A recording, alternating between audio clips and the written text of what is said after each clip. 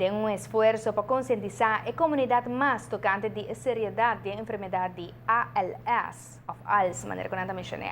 Aisha la conversar com a família do senhor Tolin Chirino, uma pessoa conhecida em comunidade, que recentemente é malesa aqui, abate na suporta.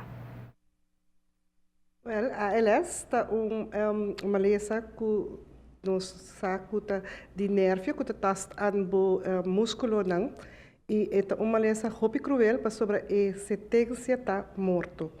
E não tem cura e bono saco com largo e uma lesão também é para vai hopi cortico e é para vai hopi largo tem anos de nos casos nos está a falecer de transcurso de ano.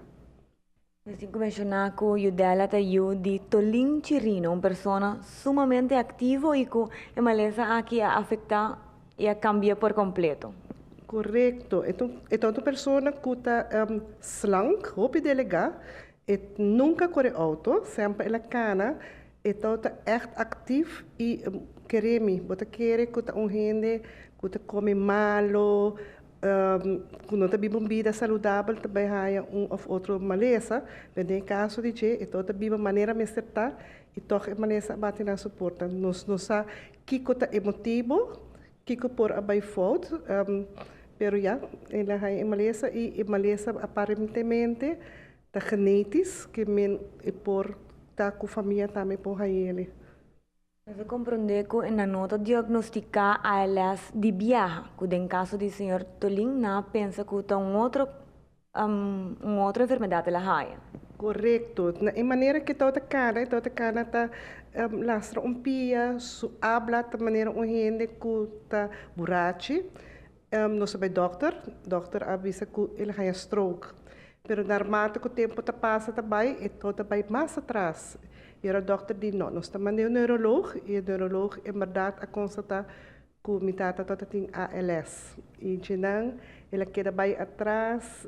Essa aqui vai hopi lihe, não singo bisa que seguro algo que a família não espera. Não, echt, nós não espera assim na lihe. Vanaf augustus 2013 para augustus 2024, nos bieden a cambio full. Minha mama, mestra que era casa, so esta pessoa que até quer de mitata, de princípio até final, conjuntamente com o Beto Hello Cruz, vida de cambia totalmente para sobre cada rato de ou outra coisa que passa que nós temos que chamar ambulância para sobre o paciente não pode ir de auto mas a ambulância mas também busque e esta cambia total echt. La maleza aqui está cruel, pero como ser conscientizado, vamos riba e busca informação.